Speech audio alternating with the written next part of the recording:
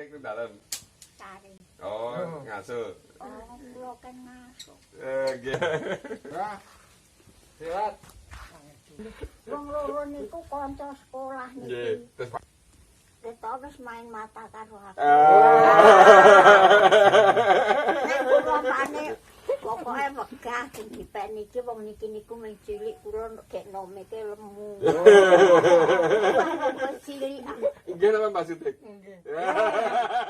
Man SR di Pandan Rejo nampakkan cita-cita yang mulia. Gantilah kelakuan yang lama, amalkanlah semangat satria. Jagalah jiwa dan raga, insafkanlah lahir batin. Ini cocok, kuningan iki. Ditutupi mriki. Ning Mbah Sutik ganteng po. Gantenge pun. Orang ganteng aku wegah kok meneh.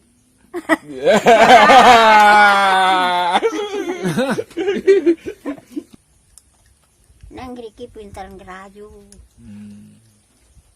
Ngrayune pripun, Mbah?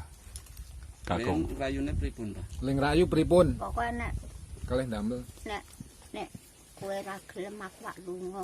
Oh. Lunga pasar. Njuk mbok kula tesih. Nah yo manut, wong kula jenenge Sukinah. Misake nek wangsitke nganti lunga.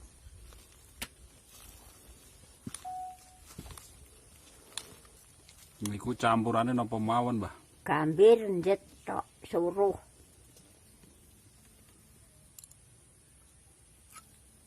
Niki njuk abang kaya lipenang. Tambah ayu nih Mbah terusan. Mboten aku kabiyen kek enom yo rayu kok. Yo mbrongos. Mbah Sutik kok po.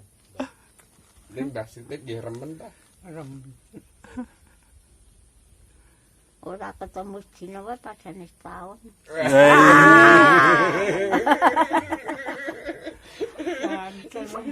Nek pun ketemu pripun, Mbah?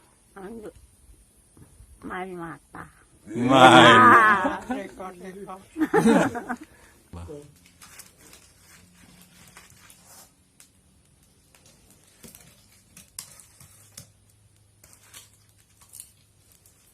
Ngertos nek Indonesia merdeka saking napa? Waktu niku. Ngertos tahun 45 to. Nggih. Dari napa? Radio. Napa sing ngabari sinten? Ayo mireng-mireng niku ora diurungono kok. Oh. Padha. Merdeka rak 45 to. Nggih. Terus perasaane pripun riyen? Ayo rada seneng kan merdeka.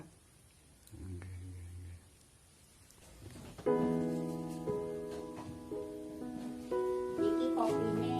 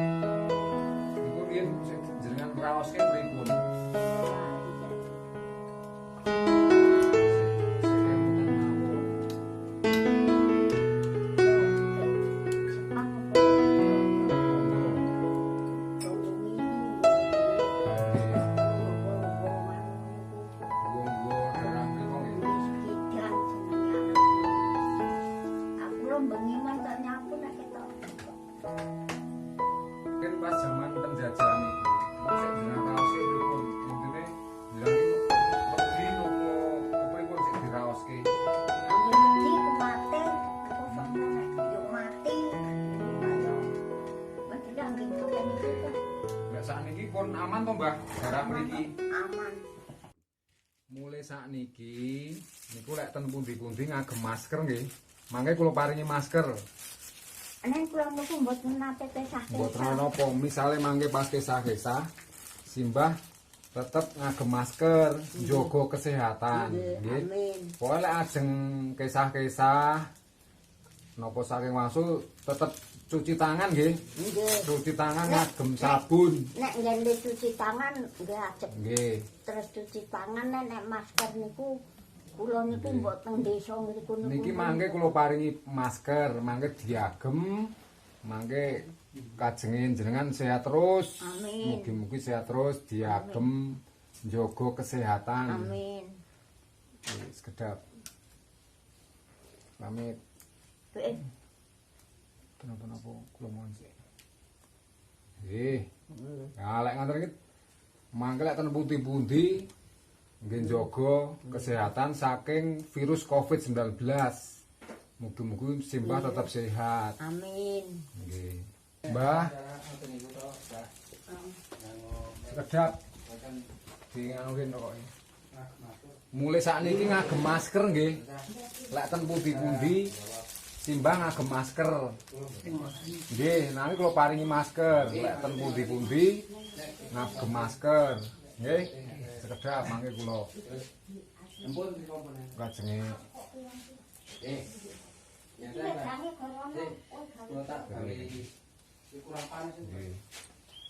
Malah ngoten iki lak nggih. Saged nggih njaga kesehatan. Mugi-mugi simbah tetap sehat terus. Lek ten pundi-pundi tetap cuci tangan. Cuci tangan ngagem sabun air mengalir. Lek misale pas ketemu sederek-sederek tetap jaga jarak nggih. Ngaten niku mugi-mugi tetap simbah tetap sehat.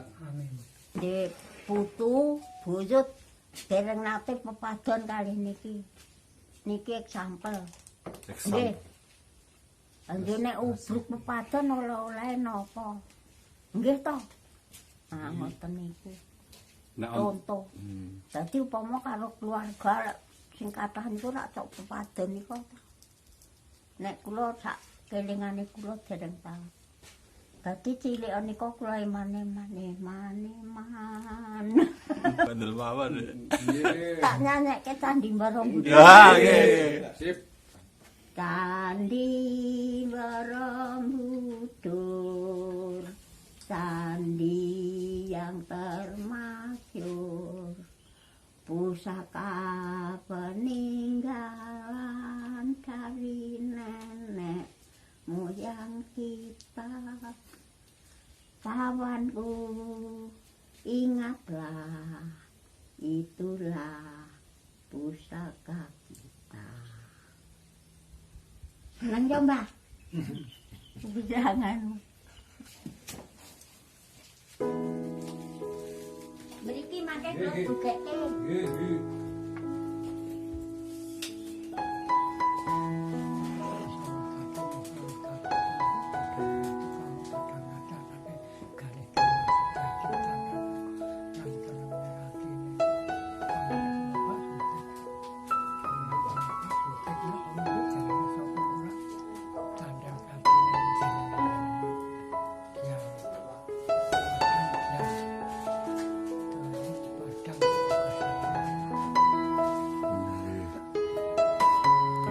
Kadah-kadah niku.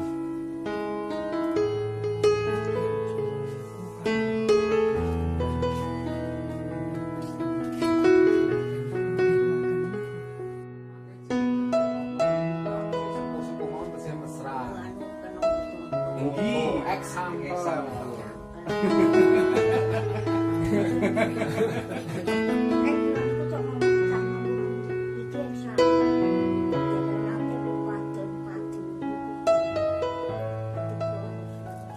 kuncine iku nggih.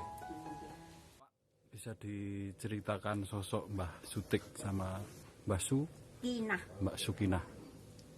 Jadi terkait sosok Mbah Sutik dengan Mbah Sukinah, tentunya inilah sosok-sosok inspirasi bagi kaum muda di Indonesia tentunya. Jadi kami terus terang sebagai Babin Kamnas selalu sambang ketemu dengan simbah-simbah ini, ternyata sosok yang luar biasa. yang sangat menginspirasi tentunya buat kaum milenial, kaum muda di zaman kemerdekaan ini untuk bagaimana caranya mengisi perjuangan di masa merdeka. Tentunya dari cerita beliau ini mengalami pada masa-masa penjajahan sampai dengan kemerdekaan. Beliau selalu bercerita kalau di zaman masa penjajahan terdahulu itu simbah-simbah ini merasakan begitu mencekam, begitu merasa ketakutan, terus sampai bersembunyi di hutan-hutan sampai lebih dari 1 minggu harus bersembunyi sampai makan seadanya. Di tahun ini di 2020 ini dengan jargon yaitu Indonesia Maju, harapan beliau-beliau ini adalah kaum muda ini bisa berjuang bagaimana menggali potensi yang ada untuk mengembangkan diri pribadi, tentunya untuk mendukung visi misi Indonesia yang hebat, Indonesia Maju, mendukung keberlangsungan Indonesia ke depan. Simbah-simbah ini walaupun umurnya sudah tua, ini tentunya pendengaran sama penglihatan itu masih benar-benar ingat. Beliau-beliau itu masih selalu bisa menyanyikan lagu-lagu zaman perjuangan, ada lagu perjuangan zaman-zaman dahulu tentunya. Itu masih bisa beliau-beliau ini mendengungan, istilahnya menceritakan lagu-lagu tersebut, termasuk bisa mengartikan bahwa di masa-masa perjuangan terdahulu beliau-beliau ini benar-benar merasakan apa yang menjadi perjuangan-perjuangan pahlawan terdahulu untuk mencapai kemerdekaan Indonesia tentunya. Nyuwun ngapunten iki kula ajeng nyuwun pamit riyin. Neng ajeng terus teng pundi? Terus mlampah-mlampah malih. Neng nggih ngoten iki tenggen Nggih. tiyang sepuh-sepuh niki. Nggih. Nggih, mugi-mugi jenengan tetap sehat terus. Amin. Ampun kesupen. Amin. Tetap ngagem masker, Amin. jaga kesehatan, cuci tangan ngagem sabun nggih. Nggih, nggih. Nggih. Pokoke mugi-mugi simbah-simbah tetap sehat. Pokoke ndongake kagem sedayanipun mugi-mugi sehat sedaya. Amin. Corona cepat berlalu saking Indonesia. Indonesia tetap merdeka, maju untuk Indonesia. Ngeten nggih, Mbah, nyuwun donga pangastunipun mugi-mugi sedayanipun lancar. Sayang kakakku sayang Mbak Putri. Itu enggak nih, Mbak.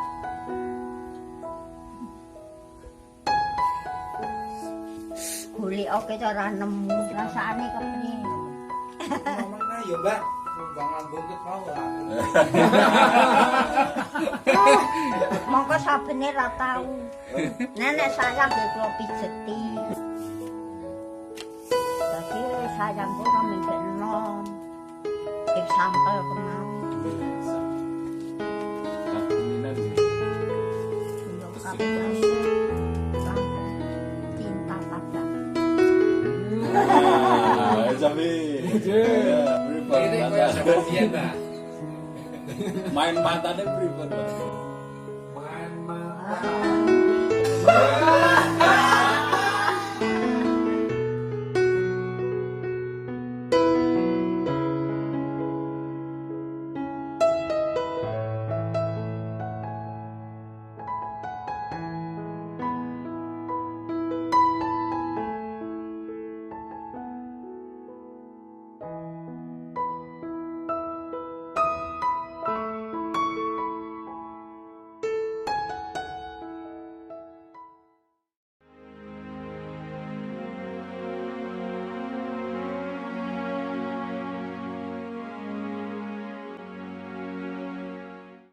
Saudara Ali Hasyim Al-Rasyid bin Basirin.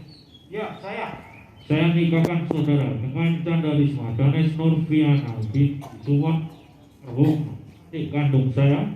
Nikah untuk saudara sendiri Ali Hasyim Al-Rasyid bin Basirin dengan mas kawin seperangkat alat sholat dan cincin emas 4,9 gram tunai. Saya terima nikahnya Canda Risma Danis Nurfiana binti Bapak Sumardi almarhum. Nikah untuk saya sendiri Ali Hasyim Al-Rasyid bin Basirin dengan mas kawin seperangkat alat sholat dan cincin emas 4,9 gram tunai.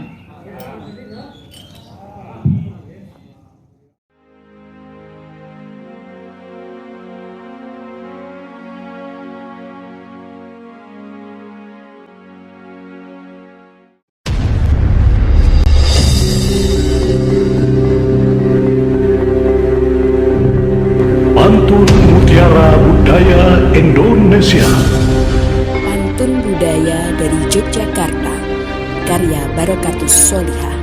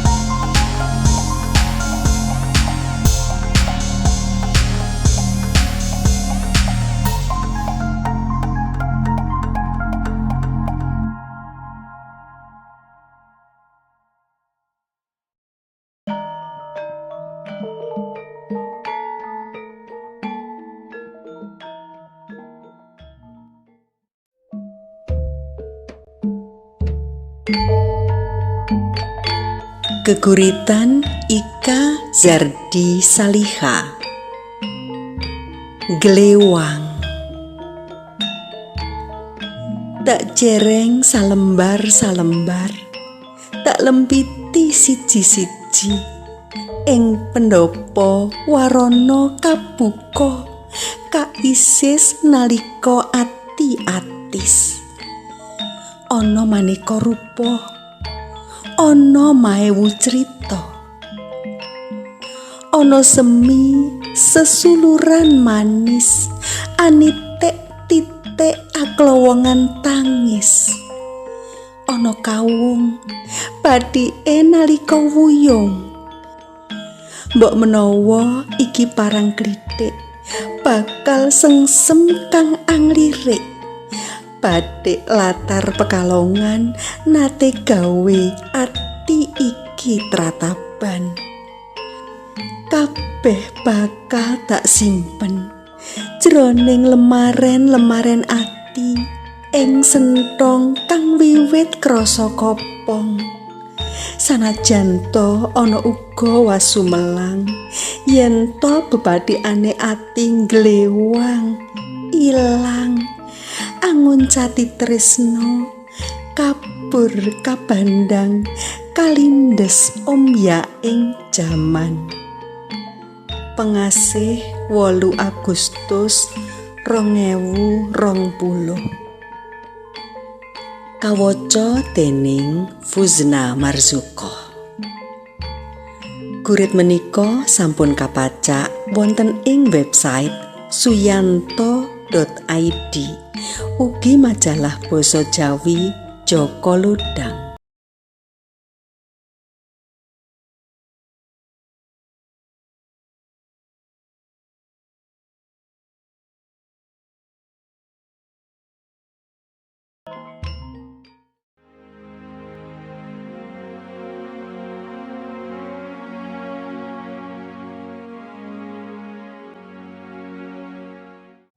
Alam bicara The Panic.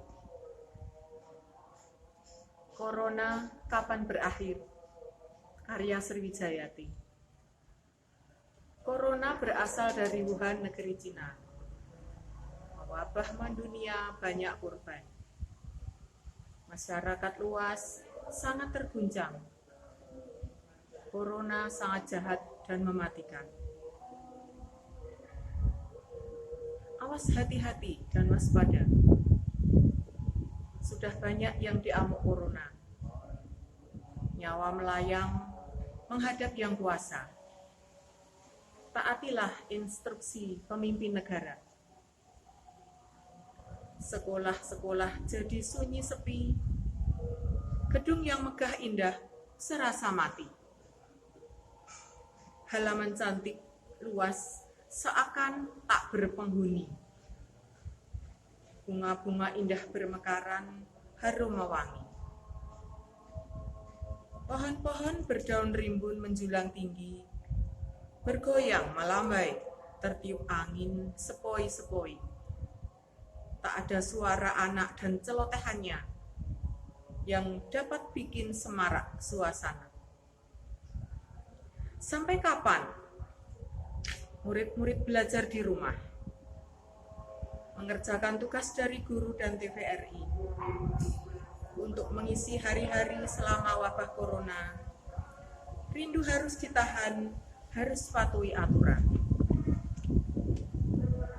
Lihatlah Pak Tani sibuk bekerja di sawah. Keringat bercucuran, kulit terbakar tanpa lelah. Pak Tani seakan tidak terpengaruh corona. Selalu berharap hasil panennya melimpah. Jaga kesehatan diri dan lingkungan. Rajin cuci tangan dan hindari kerumunan. Musim hujan akan segera berakhir. Ketika musim kemarau tiba, matahari bersinar ke penjuru dunia. Panasnya menghancurkan, membakar virus corona. Ketika bintang timur bercahaya menjelang pagi, selamatlah dunia, aman kembali. Yogyakarta, 10 Mei 2020. Selamat malam, sahabat sastra. Saya akan bacakan puisi dari buku Saat Alam Bicara, The Panic. Puisi yang pertama, Corona Kapan Berakhir, karya Sriwijayati. Corona berasal dari Wuhan, negeri Cina. Mewabah mendunia, banyak korban. Masyarakat luas sangat terguncang. Corona sangat jahat. Melawan corona. Ya Allah, ya Tuhan semesta alam, mengapa Kau beri corona yang mewabah? Apakah ini suatu teguran dan cobaan? Karena sudah banyak manusia yang lupa diri. Tolonglah ya Tuhan, ampuni semua dosa. Sudah banyak nyawa yang Kau panggil, masihkah harus menunggu dengan khawatir? Banyak manusia yang harus pusing berpikir. Hati ini harus sabar, jangan nanar. Hujan air mata telah membasahi pemakaman. Jenayah yang dimakamkan sangat menyedihkan. Akibat corona yang mengamuk membabi buta. Banyak cara sudah dilaksanakan. Berdiam di rumah sampai bosan. Bekerja di rumah, belajar di rumah. Banyak buruh yang dirumahkan. Hilang semangat dan mata pencaharian. Masih butuh biaya hidup demi keluarga. Dari mana uang didapat kalau tidak bekerja? Masih ada tambahan gangguan.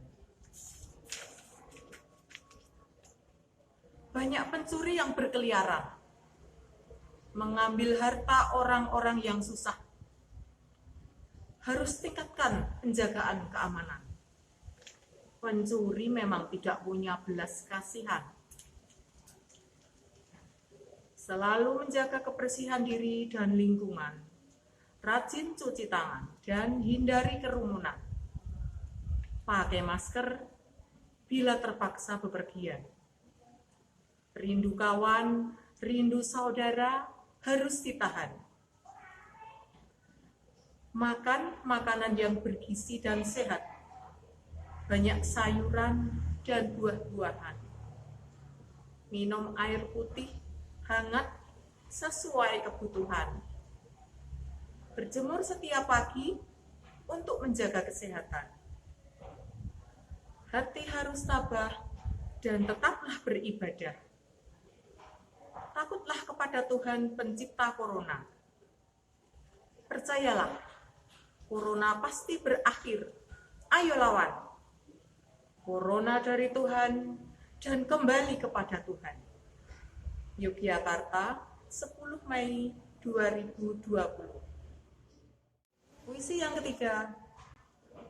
Amboi indahnya pantai Depok Parangtritis. Hari Minggu adalah hari liburan. Udara terasa sejuk merasuk suksma. Musim kemarau hampir tiba. Sinar mentari begitu indah memesona.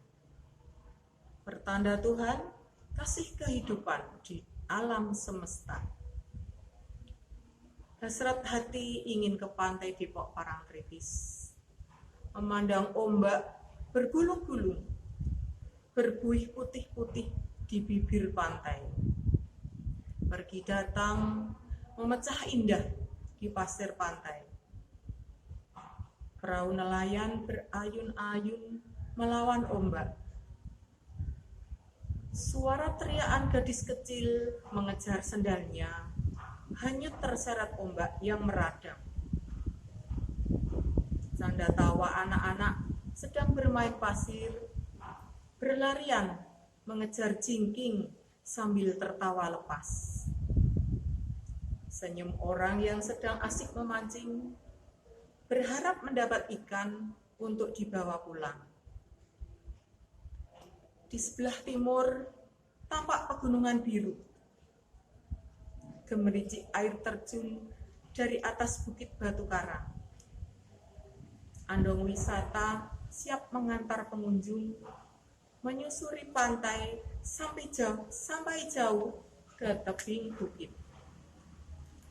Alangkah senangnya hatiku jika sampai di sana. Tapi mau bagaimana lagi, keadaan memaksa.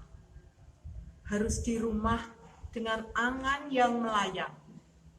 Menikmati indahnya pantai hanya di angan-angan saja. Suara deburan ombak makin seru, syahdu. Membuat hati ini makin dirundung rindu. Nanti saja, tunggu sampai keadaan aman. Si corona COVID-19 masih menghadap, menjadi penghalang untuk bersenang-senang. Semoga tidak lama lagi corona segera terbang, pulang kembali ke asalnya kepada Tuhan. Di sini, di kota ini, kembali aman. Yogyakarta, 10 Mei 2020.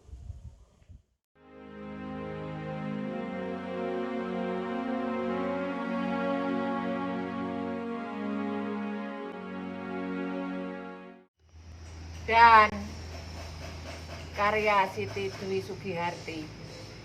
Dan rasa pening itu kembali datang seperti gulungan benang-benang tak beraturan di otakku ini. Semrawut tak karuan.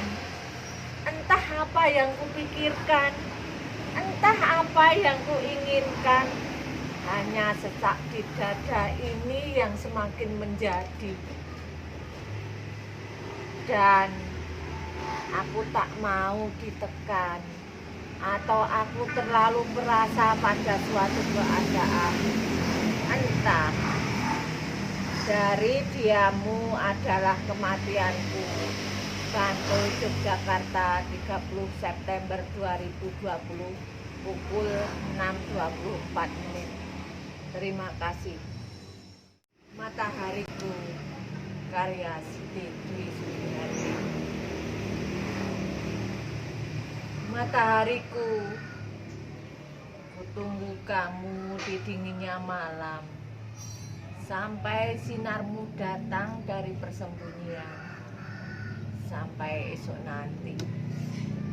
Matahariku, biar luka mencapik tubuhku, biar derita tiada ujung lagi, biar cinta mengoyak dada ini, tetap kutunggu kamu di keabadian malam. Walaupun senjaku telah lama berlalu dan aku bukan masanya lagi, namun kamu tetap kutunggu. Dari suatu romantisan, Bantul, Yogyakarta, 26 Juli 2020, pukul 22.17 menit. Terima kasih. Apanya yang salah? Karya Siti Dwi Sugiharti. Apanya yang salah? Bila aku sedikit cemburu pada hadirnya di dekatmu, atau karena keegoisanku yang tak ingin aku mengusir privasimu. Apanya yang salah? Bila keangkuhanmu melebihi harapku, dan pada titik nadirnya kau akan berlalu, atau aku yang menyerah kalah pada setiap diammu. Dari suatu kebekuan keadaan, Bantul, Yogyakarta, 1 Oktober 2020, pukul 16.30. Terima kasih. Bulan Purnama, karya Siti Dwi Sugiharti. Bulan Purnama, akankah kamu menghadirkan cerita cinta seperti dewi-dewi Amor di sana yang bercengkerama di telaga nirwana, nan biru warna airnya dikelilingi harum semerbak puspa beraneka rupa. Kan datang satu dewa ikut serta, bahagia sepanjang masa. Bulan purnama, ajaklah aku sejenak ke sana, menemani Eyang Putri di alam surga, melanglang buana ke tempat Dewa Wisnu berada. Biar sabdanya menjadi cambuk dalam hidupku, biar tiada lagi kesedihan di jiwamu, dan aku kembali jua ke bumi tanpa derita. Dari ratapan jiwa, Bantul, Yogyakarta, 1 Oktober 2020, pukul 19.14 menit. Terima kasih.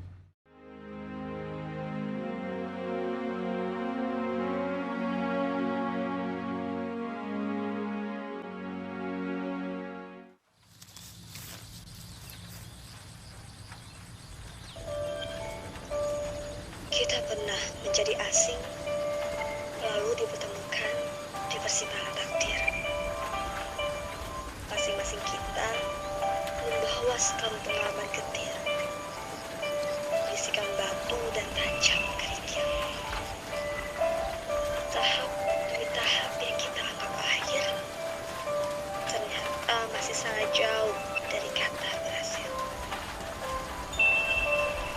Sembari mengistirahatkan lelah, olahraga pun kamu, kita bercerita mengenai apa yang ada di sini waktu. musim belum. Juga melihat kekhawatiran akan masa depan yang masih terlalu abu.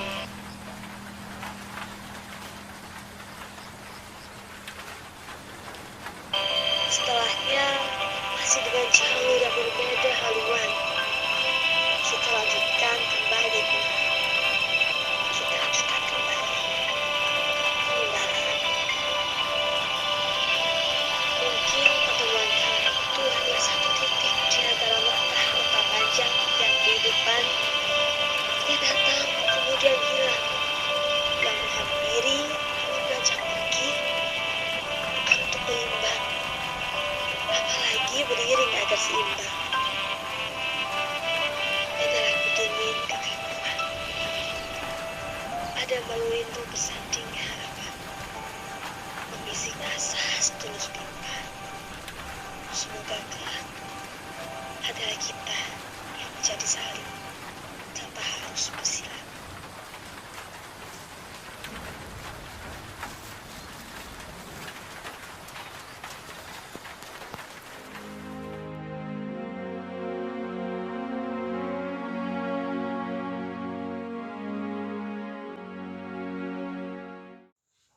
Ada berita apa hari ini dan sastro? Penulis Sapardi Djoko Damono. Ada berita apa hari ini dan sastro? Siapa bertanya? Ada kursi goyang dan koran pagi di samping kopi. Huruf seperti biasanya bertebaran di halaman-halaman bawah matamu. Kau kumpulkan dengan sabar, kau sulap menjadi berita. Dingin pagi memungut berita demi berita, menyebarkannya di ruang duduk rumahmu dan meluap sampai jalan raya. Ada berita apa hari ini dan sastro?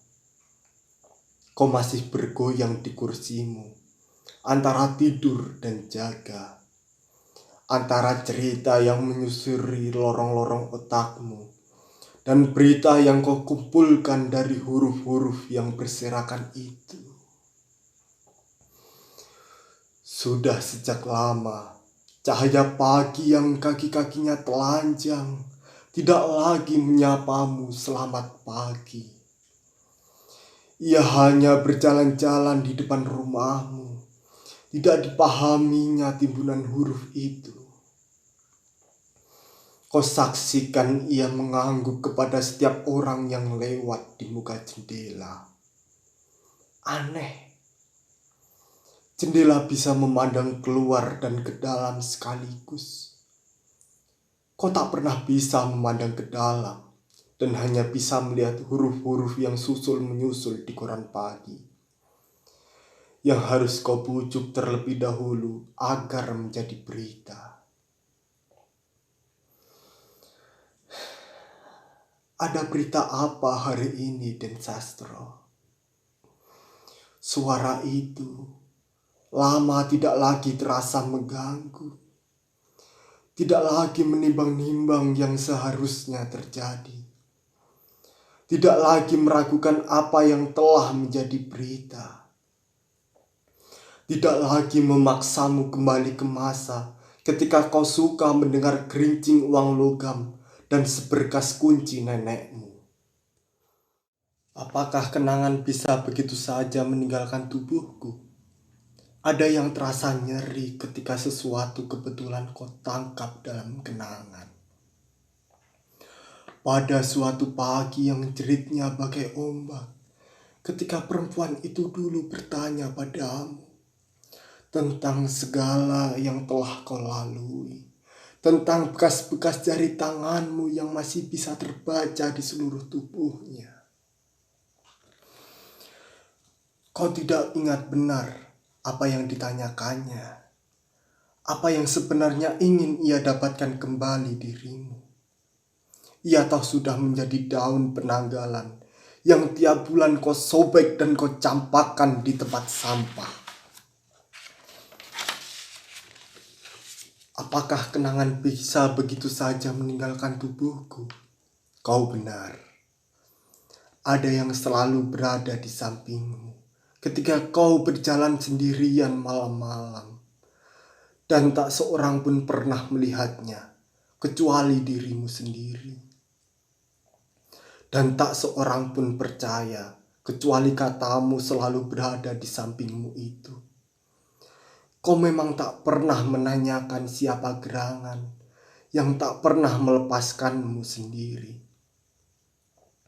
Waktu kau meninggalkan rumah yang jendelanya seharian menyiasatimu, siapa gerangan? Apakah kenangan yang selalu basah oleh hujan, yang warnanya seperti kelereng, yang terbang ketika angin turun, tak bisa meninggalkanmu? Apakah masih ada yang berhak berjalan di sampingmu setelah kelahiran hidup? Setelah begitu lama, apakah masih ada yang bisa kau tanyakan mengenai alun-alun yang penuh teriakan anak-anak? Layang-layang yang sambar menyambar di udara, dan bengawan itu. Mungkin kau bayangkan Sunan Kalijaga yang konon pernah membersihkan tubuh di sana. Mungkin kau bayangkan rakit bambu yang dulu selalu membawamu ke seberang sana. Setelah hidup, kau menyorot sudut-sudut yang selama ini kau biarkan tetap gelap dalam benakmu, yang selama ini memperkenalkanmu kepada cuaca buruk dan gerimis yang bulu-bulunya membersihkanmu. Kau juga membayangkan ganggang buntu dan gapura yang tidak pernah ada penjaga, tapi yang tak pernah bisa kau buka daunnya. Setelah kelahiran hidup, dan yang selalu bersamamu ketika kau berjalan sendirian. Di tengah-tengah berita yang kau reka-reka dari huruf-huruf yang berserakan itu, kau dengar ada yang memetik sitar, dan kau tak pernah mau menerka-nerka, dan kau tak bosan-bosannya mengatakan, aku tak pernah terlibat dalam musik, dalam bisik-bisik, dalam diam yang tak pernah berhenti mengusik. Tapi siapa yang memainkannya? Kalau bukan kau atau yang tak juga bisa meninggalkanmu itu. Angin yang bergeser dari musim ke musim, dari cuaca ke cuaca, tak pernah lupa meletakkan daun tua di tebing sungai. Aku tak pernah mengenal sungai yang di tepinya terletak daun tua itu. Tapi siapa pula yang bertanya tentang hal itu? Tampak angin selalu menyibak rambutmu terlebih dahulu sebelum meletakkan daun tua itu di sana.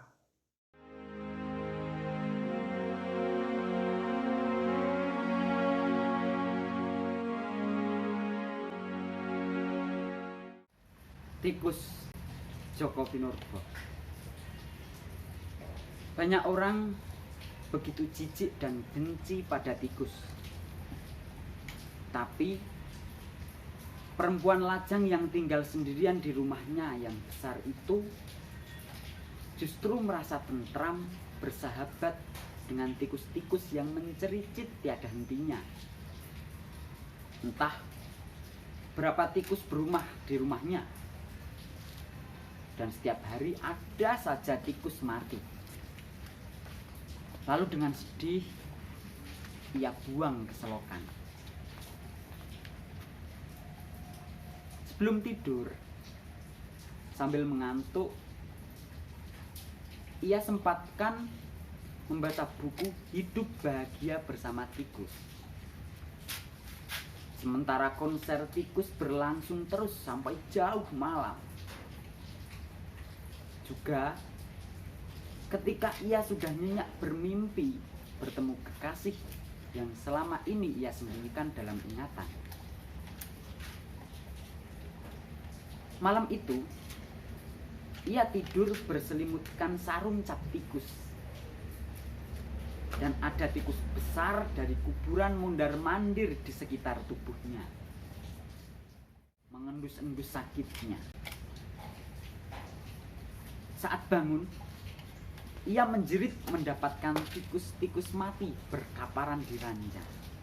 Sialan, kau dapat cericitnya, aku bangkainya.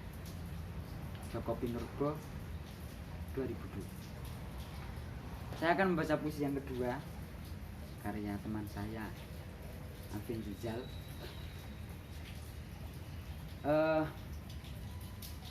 Belajar mendengar. Sesekali kita perlu terbang menjemput hujan yang datang, membuka lebar kuping dan dengar keping-keping air belum pecah membentur atap rumah. Selalu ada yang tersimpan dalam fisik setiap kali ia hendak menemui jejak ditinggal ribuan jengkal kaki-kaki atau roda di jalan terjal ini. Sesekali kita perlu belajar dengar ingar-bingar hujan, supaya upaya mengenalinya tak kita nyana mendung kekal. Sebab mungkin ia masih tabah, jadi jeda kejadian Adam Hawa terpisah dalam sajak-sajak perjudian. Terima kasih. Saya Hanif Dede.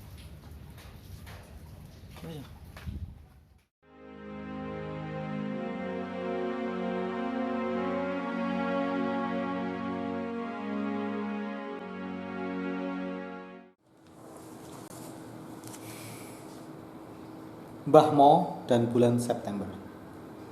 Setiap bulan September tiba, Mbah Mo selalu teringat akan masa lalunya. Ia tidak pernah paham kenapa dirinya kemudian dimusuhi, susah mencari pekerjaan, dan hidupnya terlunta-lunta karena banyak orang tak sudi untuk menolong. Sudah lebih dari separuh hidupnya ia hanya bekerja sebagai pemulung tanpa keluarga. Hidupnya juga hanya sembarangan, dari rumah kardus satu ke rumah kardus yang lain di pinggiran rel kereta api. Setiap bulan September tiba, Mbah Mo ingat di masa remajanya ia suka menonton pertunjukan tari di alun-alun. Ada seorang perempuan seksi yang biasanya ditunggu-tunggu untuk tampil di panggung. Pakaian jari, kemben yang menonjolkan daging atas kedua buah dada. Banyak orang menyebutnya ronggeng. Penari inilah yang kemudian seingat Mbah Mo akan melakukan tembang-tembang Jawa, termasuk diantaranya genjer-genjer. Mbah Mo hanya tahu bahwa ia sering sangat terpukau dengan penampilan perempuan seksi itu, sebagaimana penonton lain yang di matanya sama terpukaunya. Maka bagi yang punya uang berlebih akan memberikan saweran. Bagi yang nakal malah sekalian menyisipkan uang tersebut dilakukan vertikal dada sang penari. Setiap bulan September tiba, Mbah Mo akan selalu teringat sudah puluhan kali ia menonton pertunjukan yang ada penari ronggengnya itu. Sampai suatu waktu di malam hari, tiba-tiba saja listrik di kampungnya mati. Ia dibangunkan secara kasar oleh dobrakan pintu orang yang kemudian berteriak keras supaya ia keluar rumah. Beberapa orang di antaranya membawa obor. Salah satu di antaranya lantas memukul tengkuknya dan ia pun terkapar pingsan. Ketika siuman, ia sudah berada di tangsi tentara bersama dengan teman-teman lainnya seusia. Setiap bulan September tiba, Mbah Mo terkenang dengan teman-temannya itu.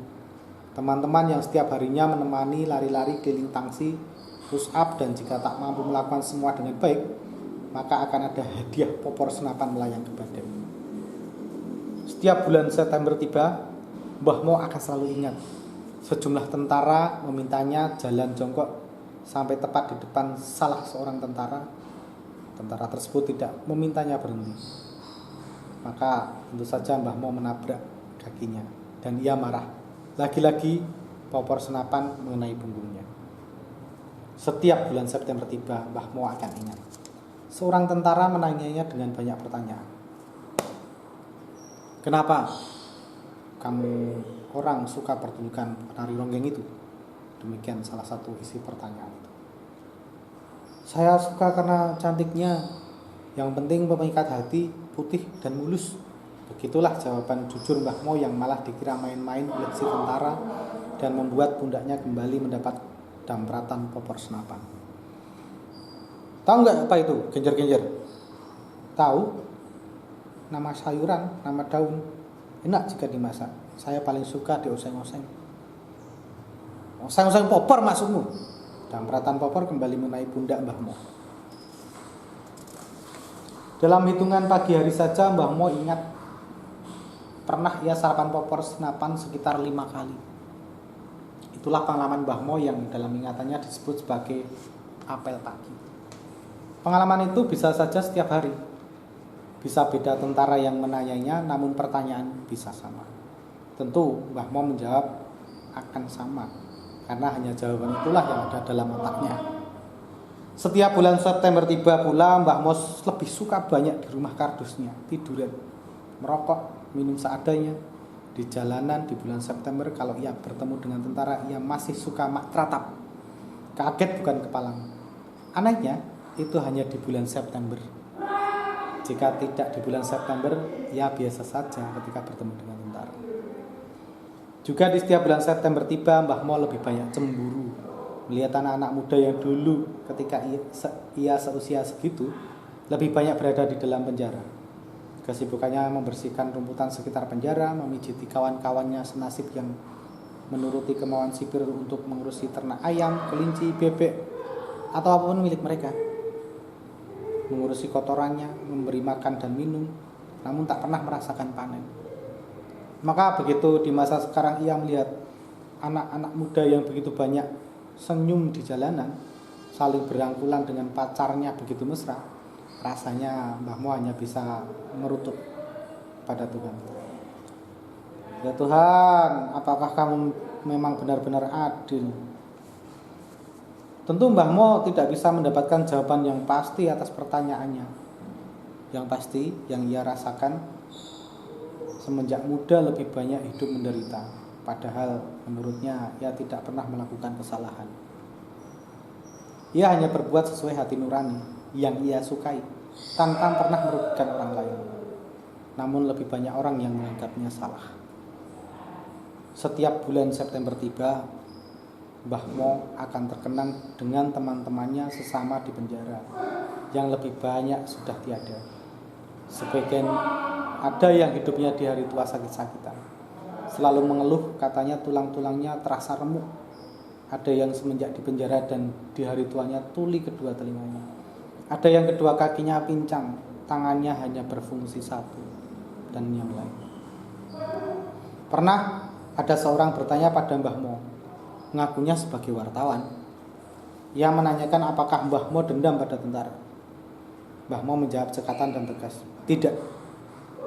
Sebab menurut Mbah Mo pada saat itu mereka juga tidak tahu apa-apa.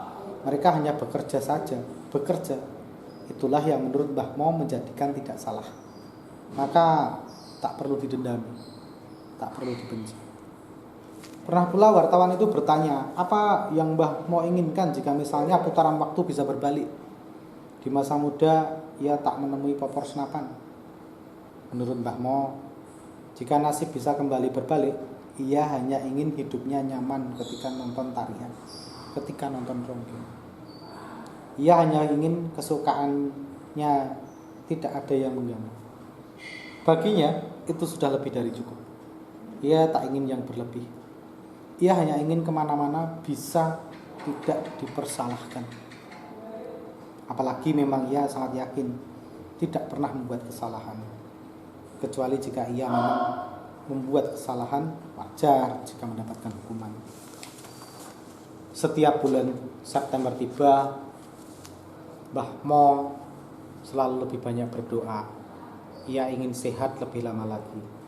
Apalagi tubuhnya tidak ada yang mengalami cacat berarti.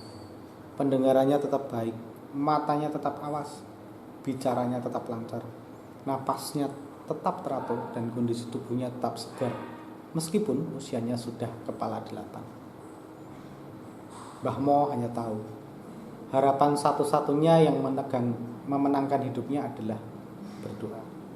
Meskipun hingga di hari tuanya pula ia masih merasa belum menemukan jawaban atas pertanyaannya kepada Tuhan. Apakah memang apa yang diberikan Tuhan padanya sudah cukup adil? Satmoko Budi Santoso, Perum Kasongan Permai, Agustus 2015.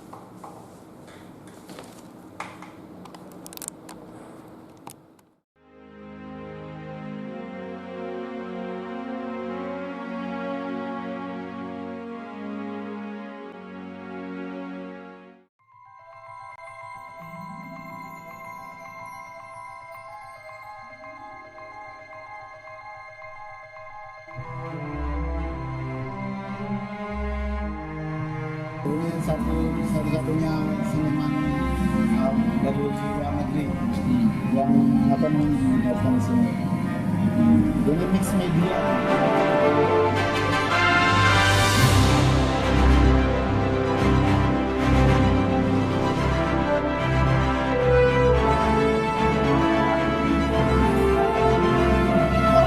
Dari seorang pangeran Indonesia yang dari seorang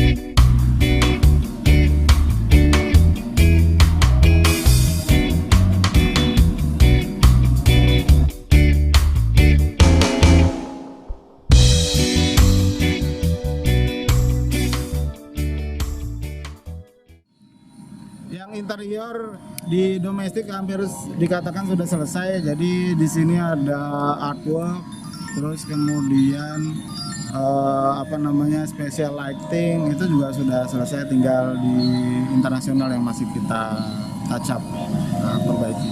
Jadi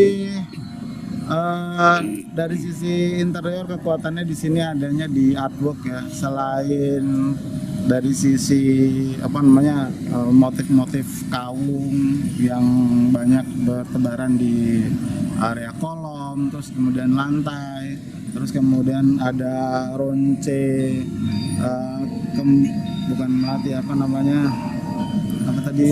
Kusuma Wijaya Kusuma, ronce Wijaya Kusuma juga kita ada di sekeliling area terminal.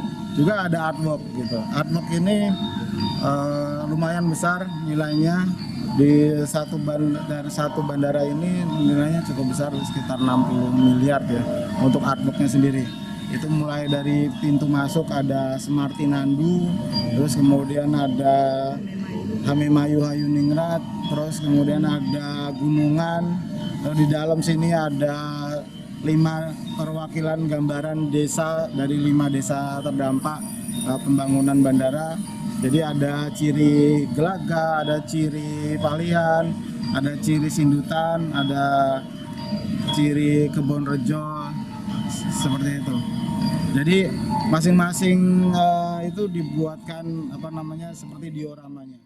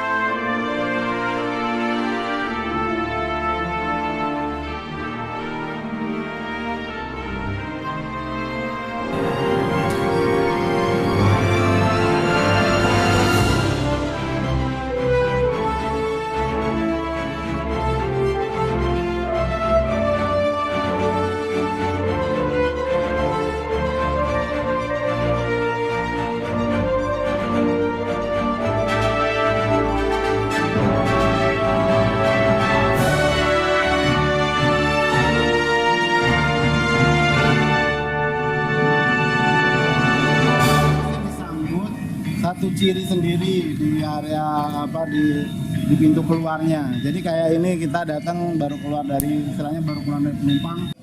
Jadi ada lapi-lapi disusun seperti itu. Ini sebetulnya limbah kayu yang yang dipres. Jadi kayu kayu limbah dipres disusun seperti